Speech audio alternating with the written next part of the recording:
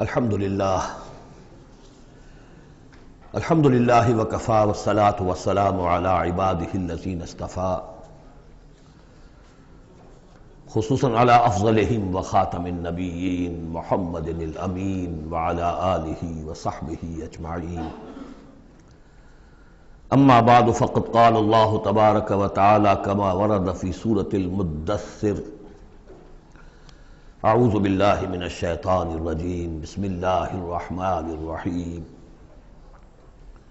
یا ایہا المدثر قم فانذر وربک فکبر وثیابک فطہر والرجز فاہجر ولا تمنن تستکثر ولربک فاصبر صدق اللہ العظیم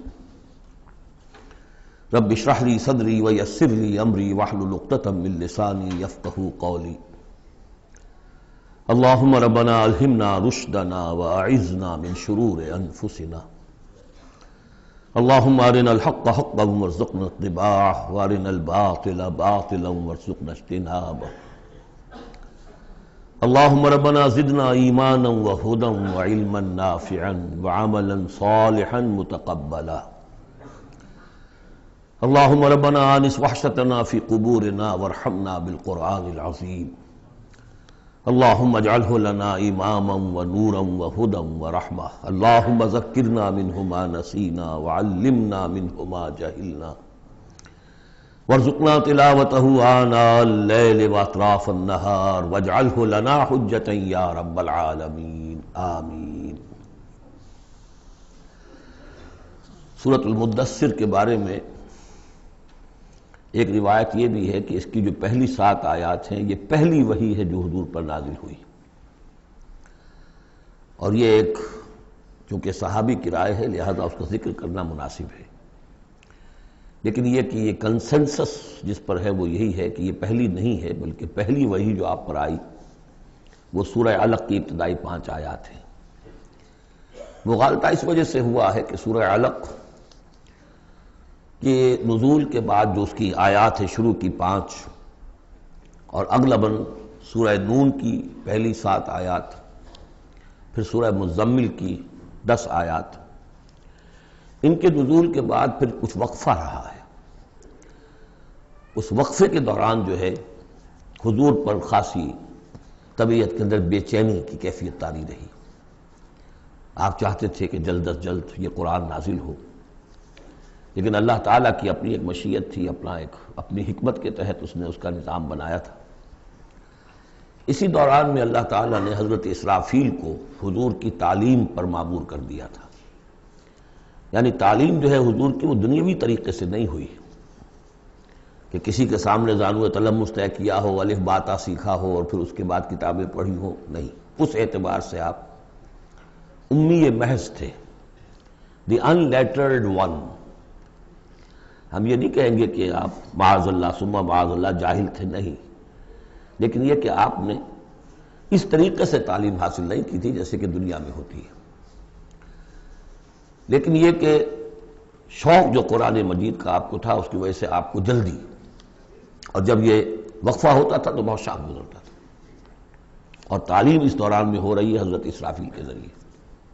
پھر وہ واقعہ پیش آیا جو پہلے بھی میں آپ کو بتا چکا ہوں کہ حضور فرماتے ہیں کہ اپنی اسی شش و پنج میں جبکہ مجھ پر صدمے کی کیفیت تھی، میں ایک روز غار حرا سے نیچے اتر رہا تھا کہ آواز آئی یا محمد۔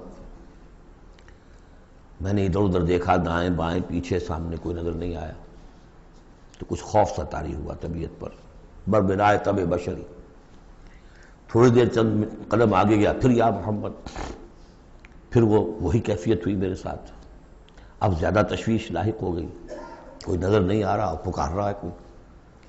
تیسری مرتبہ یا محمد کہا تو اچانک آپ کی نگاہ اٹھی تو حضرت جبرائیل، وہی فرشتہ کہ جو غار حرا میں آیا تھا، اس کو آپ نے دیکھا کہ وہ پورے افق پر اس طریقے سے ہے کہ پورا افق اس سے بھر گیا ہے، اصل ملک کی صورت میں دیکھا۔ غار حرا میں کس کیفیت میں آیا تھا یہ بعد میں آپ کو بتاؤں گا، لیکن یہ کہ وہ مشابہت تو ایسی تھی کہ حضور نے پہچان لیا کہ یہ وہی فرشتہ ہے جو غار حرا میں آیا تھا، لیکن یہ کہ شکل یہ بالکل مختلف، یہ اصل ملک کی شکل تھی جس کو دیکھا ہے آپ نے ان آنکھوں سے۔ تو اس پر آپ پر دہشت طاری ہوئی ہے اور آپ گھر آئے ہیں اور آپ پر کپ کپ اسی طاری تھی جیسے پہلی وحی کے وقت ہوئی تھی کیفیت، وہی اس کے بعد بھی ہوئی ہے۔ پھر یہ سورہ مدثر کی یہ 7 آیات آپ پر نازل ہوئی ہے۔ تو اس حوالے سے یہ پہلی وحی ہے، لیکن پہلی وحی ہے پہلی فترت کے بعد، پہلا وقفہ جو ہوا وحی کے اندر اس کے بعد پہلی وحی ہے۔ اور اس سے جیسا کہ میں آپ کو بتا چکا ہوں آغاز ہوتا ہے حضور کی رسالت کا، جبکہ سورہ علق سے آغاز ہوا ہے حضور کی نبوت کا۔ آغاز نہیں کہنا چاہیے، ظہور ہوا ہے۔ نبی تو پیدائشی طور پر نبی ہوتا ہے، لیکن ظہور کا وقت ہوتا ہے جبکہ پھر وحی کا آغاز ہو۔ تو ظہور نبوت جو ہے وہ ہے سورہ علق کی آیات سے، اور یہ ہے در حقیقت کہ جس سے کہ آپ کی رسالت کا آغاز ہوا ہے۔ اس کا جوڑا تھا سورہ مزمل، وہ ہم نے رات پڑھ لیا۔ کم سے کم یہ چیز دیکھ لیجئے کہ ان دونوں کا بھی آغاز بالکل یا ایھا المزمل یا ایھا المدثر، اے کمبل میں لپٹ کر لیٹنے والے اور اے لحاف میں یا کسی اور کپڑے میں لپٹ کر لیٹنے والے، قم، وہاں بھی قم یہاں بھی قم، اب کھڑے ہو جاؤ۔ وہاں قیام اللیل، یہاں قیام النہار کہہ لیجئے اس کو، وہ رات کا قیام تھا، یہ دن کا قیام ہے۔ اس رات کے قیام سے آپ کے اندر روحانی ترقی کو بڑھانا مقصود تھا، تاکہ جو بھاری بوجھ آپ کے کندھوں پر یہ سورہ مدثر کی آیات کے حوالے سے آنے والا ہے، اگرچہ آپ معراج انسانیت میں پہلے سے فائز تھے، وَإِنَّكَ لَعَلَىٰ خُلُقٍ عَظِيمٍ، یہ تو ہم سورہ نون میں پڑھ چکے ہیں، لیکن یہ کہ اس بوجھ کو اٹھانے کے لیے عام انسانی اخلاق سے بھی بلندتر روحانی طاقت کی ضرورت تھی، اور وہ اسی طریقے سے پیدا ہو سکتی تھی کہ یہ قرآن مجید کو آپ خوب کوٹ کوٹ کر اپنے اندر اس کو داخل کیجئے، جذب کیجئے۔ رتل القرآن ترتیلا، ہیمر اٹ ڈاؤن۔ حالانکہ کتنا قرآن اس تک نازل ہوا تھا، مطلب repeat repeat and repeat and repeat, جیسے آپ زور زور سے کسی چیز کو ہیمر کرنے کے لیے ٹھوک رہے ہیں تو اس کو ہیمر کرتے ہیں۔ تو میں تو یہی لفظ استعمال کرتا ہوں، قرآن کو hammer it down into your heart, آپ کے دل میں، آپ کے پورے وجود میں یہ سرات کر جائے، جس کو اقبال نے خوبصورتی سے کہا، چوں بجاں در رفت جاں دیگر شود، جب جان کے اندر یہ قرآن سرایت کرتا ہے۔ اب یہ جو سورہ مدثر ہے، اس میں البتہ اس کی پہلی 3 آیات بڑی اہم ہیں، اور اس کو اچھی طرح سمجھ لیجئے۔ ایک ایک آیت کو سمجھیے، یا ایھا المزمل یا ایھا المدثر، ان دونوں سے ایک بات سمجھ لیجئے کہ حضور کی زندگی کا ایک خاص دور ہے جو ان کے پس منظر میں ہے، جب آپ پر غور و فکر کا، سوچ بچار کا غلبہ ہو گیا تھا۔ آپ ایک بڑے عملی انسان تھے، میں آپ کو بتا چکا ہوں، بچپن اسرت میں گزرا ہے، پھر لڑکپن اور پھر اور جو ہے جس کو ہم کہتے ہیں ایڈولسنس، وہ بھی سخت مشقت میں گزری ہے۔ پھر آپ نے کاروبار کیا ہے تو ایک سمجھیے کہ ملازم کی حیثیت سے یا عامل کی حیثیت سے کیا ہے، سرمایہ آپ کے پاس تو تھا نہیں، سرمایہ دوسروں کا ہوتا تھا۔ پھر ایسا ہوا ہے کہ اللہ تعالیٰ نے حضرت خدیجہ رضی اللہ تعالیٰ عنہا کا رجحان پیدا کر دیا، شادی ہو گئی، تو کم سے کم یہ کہ دنیاوی اعتبار سے، مالی اعتبار سے آپ اب اطمینان بخش صورت پیدا ہو گئی۔ پھر آپ نے کاروبار کیا، کھل کر کاروبار کیا، لیکن اچانک حضرت عائشہ صدیقہ فرماتی ہیں جب آپ کی عمر شریف 40 برس کے لگ بھگ ہوئی تو آپ کے اندر خلوت گزینی محبوب ہو گئی، حبب الیہ خلا، ملنا جلنا اب طبیعت مائل نہیں ہے۔ پہلے ہم کہہ سکتے ہیں کسی طور سے ایکسٹروورٹ انداز بھی تھا، لیکن اب اس کا وہ بیلنسنگ پارٹ آ رہا ہے انٹروورٹ کا، اب غور و فکر اندرونی۔ میرے نزدیک ایک ہی فرد نوع بشر ہے جو کلیتاً بیلنسڈ ہے انٹروورٹ اور ایکسٹروورٹس کے درمیان، اور وہ محمد الرسول اللہ ہے، ایک ہی ہے۔ بہرحال اس پر جو دور آیا سوچ بچار کا، تو جو آپ غار حرا میں جا کر بیٹھتے تو کیا کرتے تھے؟ الفاظ حدیث میں آئے ہیں حضرت عائشہ سے جو ملقول ہے، کانا یتحنس فی، وہاں کچھ عبادت کرتے تھے۔ اب عبادت کیا کرتے تھے؟ تو شارحین حدیث کا اس پر اتفاق ہے کہ کانا تحنس ہی تعبد ہی فی غار حرا التفکر والاعتبار، غور و فکر، سوچ بچار، یہ کیا ہے، معاشرے کی حالت کیا ہے، اخلاقی زوال کی انتہا ہے، اس پر غور و فکر کہ اسی عرصے میں پھر وحی آئی. اس پر ایک اور اس غور و فکر پر ایک تشویش، ایک بوجھ، ایک ذمہ داری کا احساس. یہ دو چیزیں جب مل گئیں تو اب آپ کی طبیعت میں جب کسی شخص کے اوپر اس طرح سے تفکر کا غلبہ ہو جائے، متفکر ہو جائے وہ، اور وہ پھر کہیں کمبل لیا لیٹ گئے، کہیں اور اسی طریقے سے، تو یہ جو سوچ بچار کا دور تھا اس کی گویا کہ تعبیر کی گئی یا ایھا المزمل قوم، اب کھڑے ہو جاؤ. یہ سوچ بچار کا دور اب ختم ہو جانا چاہیے. اب آپ کی عملی زندگی کا آغاز ہے. یا ایھا المدثر قم، وہ قیام اللیل، یہ قیام النہار. قیام النہار میں جو آپ کے ذمہ رسالت کی ذمہ داری ہے وہ کیا ہے؟ قم فانذر، خبردار کرو. اس پر ہم بہت غور کر چکے ہیں کہ نبی کی دعوت کے لیے سب سے اہم اصطلاح یہی ہے، انذار. سورہ انعام سے شروع ہو گیا تھا، قل اوحی الی ھذا القرآن لانذرکم بہ ومن بلغ، کہہ دیجئے یہ قرآن مجھ پر وحی کیا گیا ہے تاکہ میں اس کے ذریعے سے تمہیں خبردار کروں. تو خبردار کرنا کہ یہ نہ سمجھو کہ بس یہ جیسے حیوانات ہیں یہاں پیدا ہوئے، چرا چگا، ختم ہو گئے، نسیاں منسیاں ہو گئے. تم حیوان نہیں ہو، کچھ اور ہو.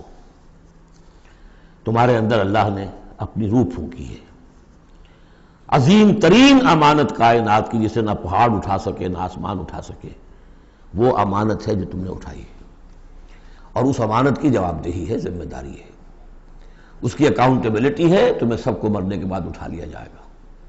واللہ لتموتن کما تنامون ثم تبعثن کما تستيقظون ثم لتحسبن بما تعملون ثم لتجزون بالاحسان احسانا وبالسوء سوءا وانها لجنة ابدا او نار ابدا.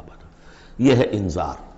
نبی کی دعوت کا نقطہ آغاز انذار آخرت. لیکن اس کا ہدف کیا ہے؟ اس کا ہدف جو ہے کوئی خانقاہی نظام بنانا نہیں ہے. اس کا ہدف صرف کوئی تعلیم و تعلم کا نظام قائم کرنا نہیں ہے. ہدف کیا ہے؟ ربک فکبر، اپنے رب کو بڑا کرو. کیا مطلب ہے؟ رب تو بڑا ہے، کیا بڑا کریں گے؟ اس کی بڑائی مانی نہیں جا رہی، اس کے خلاف بغاوت ہے. ظہر الفساد فی البر والبحر، اس کی بڑائی منواؤ، اس کی بڑائی نافذ کرو. اسی کے لیے یہی لفظ ہے، وہ نیوکلیس ہے جس سے کہ پھر سمجھیے بیج ہے یا گٹھلی ہے جس سے کہ تمام الفاظ نکلے ہیں. اقامت الدین، دین کو قائم کرو. لِیُظْہِرَہُ عَلَى الدِّینِ کُلِّہ، تاکہ اس دین حق کو تمام کے تمام نظام دین پر، نظام زندگی پر نافذ کیا جائے، غالب کیا جائے. مختلف اصطلاحات ہیں. لِتَکُونَ کَلِمَۃُ اللہِ الْعُلْیَا، تاکہ اللہ کی بات سب سے اونچی ہو جائے. وَیَکُونَ الدِّینُ کُلُّہُ لِلَّہِ، دین کل کا کل اللہ کے لیے. یہ سب کیا ہے؟ تکبیر رب. وَرَبَّکَ فَکَبِّرْ. تو یہ تین آیتیں اس اعتبار سے کہ حضور کا ایک خاص دور، تدبر، تفکر، پھر فکر مندی، یہ بھی بتا دیا تھا ورقہ ابن نوفل نے. اب دیکھیے انہیں صحابی نہیں سمجھا جاتا. کیوں؟ کہ ان کا انتقال فوراً ہو گیا تھا. اس کے بعد جب رسالت کا حکم آیا ہے اس وقت وہ موجود نہیں تھے. تصدیق کی ہے انہوں نے، نبوت کی تصدیق کی ہے. ان کا یہ وہی ناموس ہے. جب حضرت خدیجہ لے کر گئی حضرت ورقہ کے پاس کہ عمزاد میرے چچا کے بیٹے، ذرا دیکھیے یہ آپ کے بھائی کو کیا ہوا ہے، کیا تجربہ انہیں پیش آیا ہے. وہ کہا کیا تم نے دیکھا؟ آپ نے بیان کیا کہ ہاں یہ وہی ناموس ہے جو موسیٰ پر اور عیسیٰ پر نازل ہوا تھا، اور کاش کہ میں اس وقت تک زندہ رہوں جب تمہاری قوم تمہیں اس شہر سے نکال دے گی. تو اتنے پریشان ہوئے حضور، حیران ہوئے. اب مخرجیہم، کیا وہ مجھے یہاں سے نکال دیں گے؟ توقع نہیں. وہ تو مجھ سے بڑی محبت کرتے ہیں، میرے قدموں تلے اپنی نگاہیں بچھاتے ہیں، ہر جگہ مجھے خوش آمدید کہا جاتا ہے، کیسے ممکن مجھے نکال دیں گے؟ کہا کہ نہیں، یہ پیغام جس کے ذمے بھی آیا ہے اس پیغام کا پہنچانا، اس کی قوم اس کی دشمن ہو جاتی ہے. تو اب یہ تشویش ہے نا حضور کو. یہ دور ہے در حقیقت یا ایھا المزمل قم، یا ایھا المدثر قم. اب یہ جوڑے ہونے کا کانسیپٹ بھی سامنے ہو گیا. وہ قم اللیل ہے اور یہ قم فی النہار ہے. یہاں دعوت اور رسالت کا معاملہ ہے، کیونکہ ان آیات کے نزول سے قبل ابھی آپ کو اپنی دعوت کی تبلیغ کا حکم ملا ہی نہیں تھا. تو چونکہ ورقہ ابن نوفل کا انتقال ہو گیا، ان کا شمار جو ہے صحابہ میں نہیں ہوتا۔